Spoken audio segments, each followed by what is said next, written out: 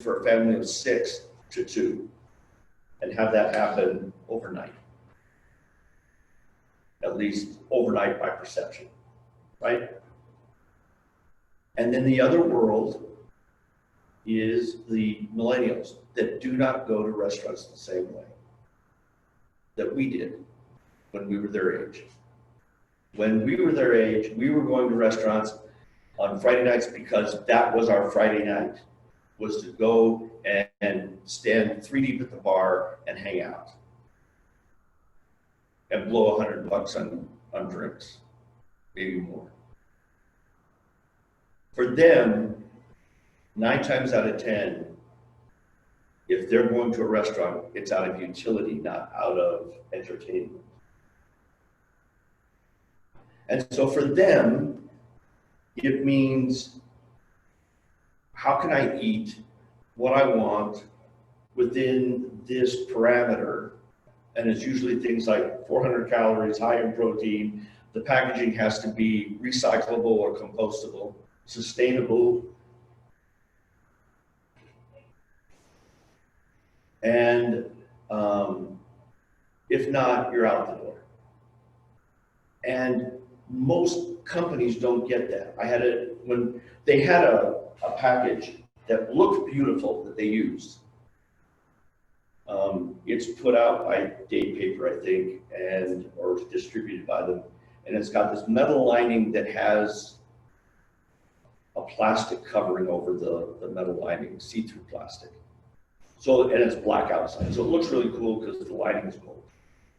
The problem is that when you put food in there and you put it in the microwave and you hit go, that eventually somewhere the food is going to get so hot it melts that vinyl covering and you have a fire in your microwave.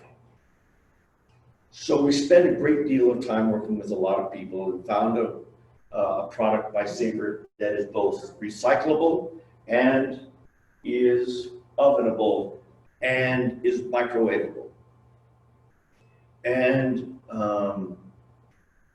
the people came from whoever was the manufacturer was wanting to know why we stopped using it, because we were one of the largest users of that product here in Atlanta.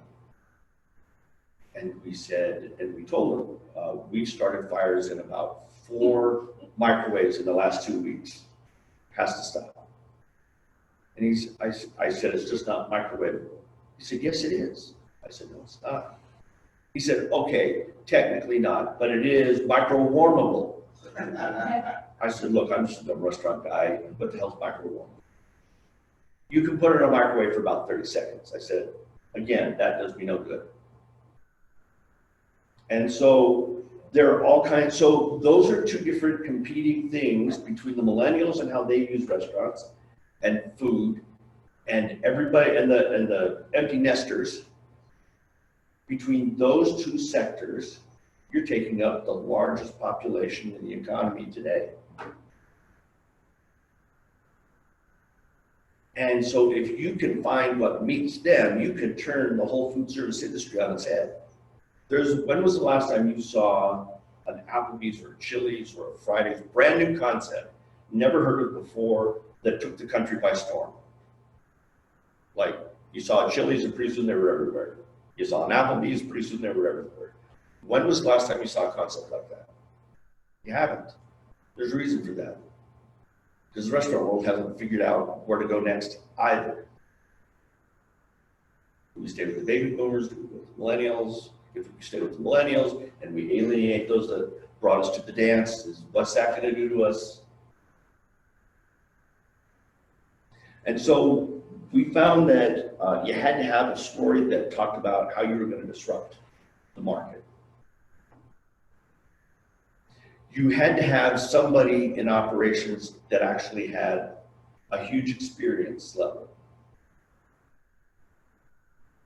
And the huge experience level is not for what you think it is. It's because you got to have someone who's willing to break all the rules. You got to have someone who looks at everything and says, it can't be done like that at all. And they've got to create an environment that tells their people it's okay to come up with an idea that's never been done before, that violates all the rules. So we had a saying, have a saying. As long as it's legal, ethical, moral, no one's going to jail, we're not abusing people, I don't care what you do. Just keep me in the loop and solve the problem. Period. We have 200% turnover among our drivers because we were delivering at 3 o'clock in the morning. So find a way to deliver that doesn't deal with that. Let's do it during the day. Founders were totally against it. It was going to ruin the company. Guess what? We changed to daytime delivery on Sundays. It didn't ruin the company. In fact, it grew sales.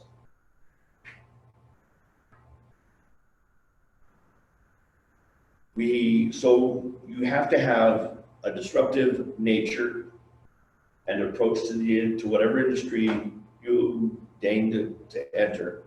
You have to have some kind of leader who has deep experience in that area, but deep experience so they can look at things and ways to break all the rules and do things completely differently than anyone else. You have to have systems. No one's going to like it. You're going to be thought of as a nerd. But if you don't have systems,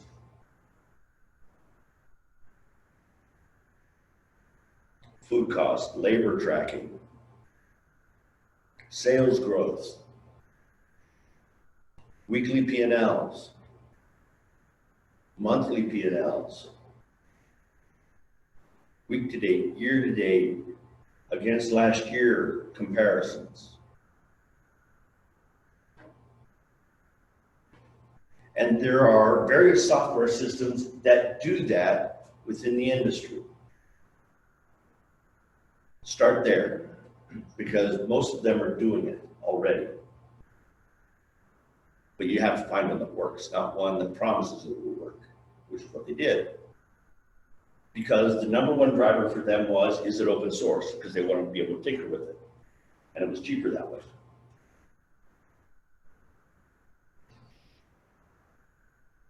Rather than find one that works and is going to produce the results they need today, right now. And if you have to make every decision based on what's the cheapest thing, you're underfunded.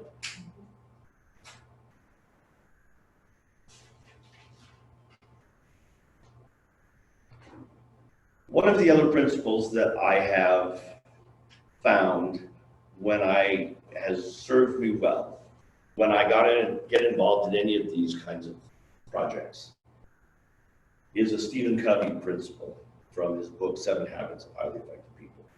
I'm an absolute disciple of Stephen Covey, by the way. And it is seek first to understand, then to be understood.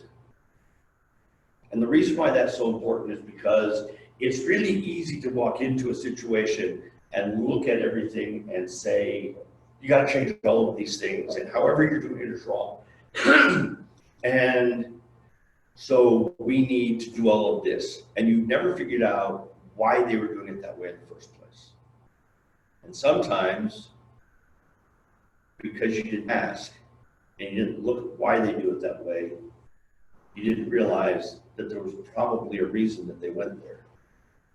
And that while it may not be the right solution, you certainly have to address those issues that they're trying to address.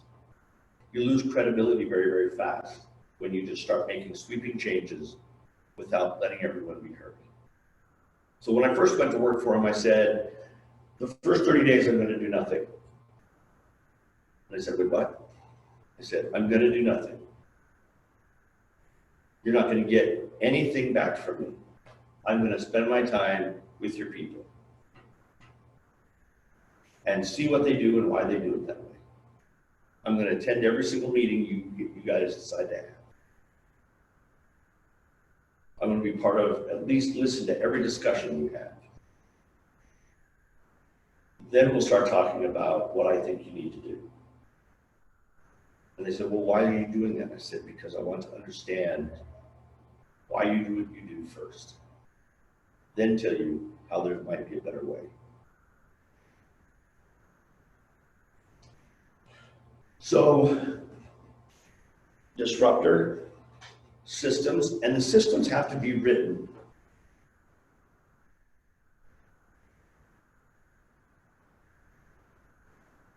If they're not written, they're not systems.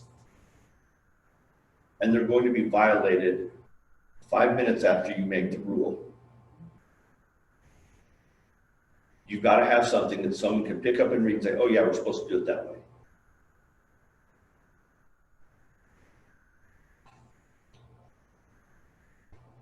And there has to be at some point in time some planning as to why you're doing what you're doing, what you hope to accomplish.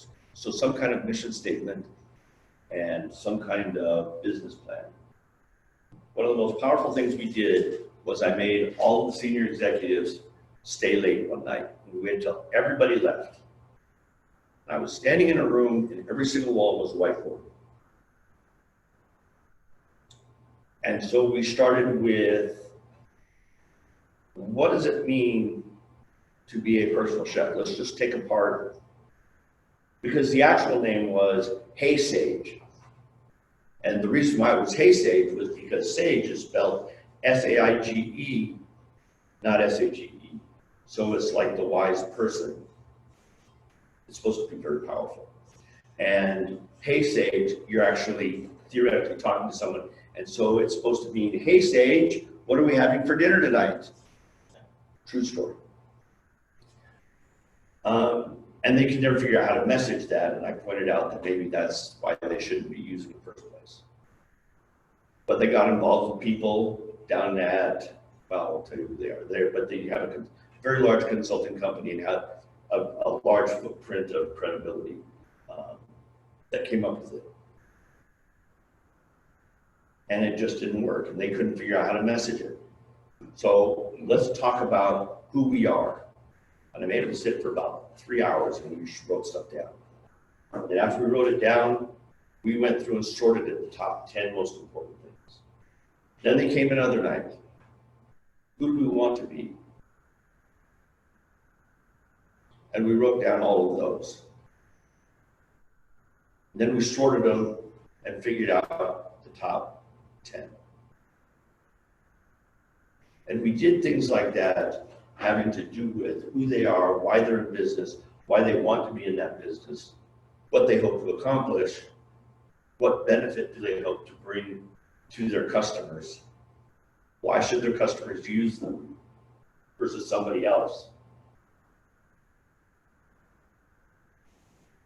And we found that at the end of that, I was able to then construct like mission statements and vision statements and send them out and say, okay, so what do you guys want to change? And they would come back and say, nothing, this is perfect. How did you do this?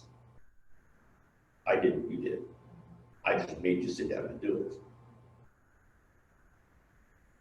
Now I can give you a reason to want to come to work every day and be excited about your work.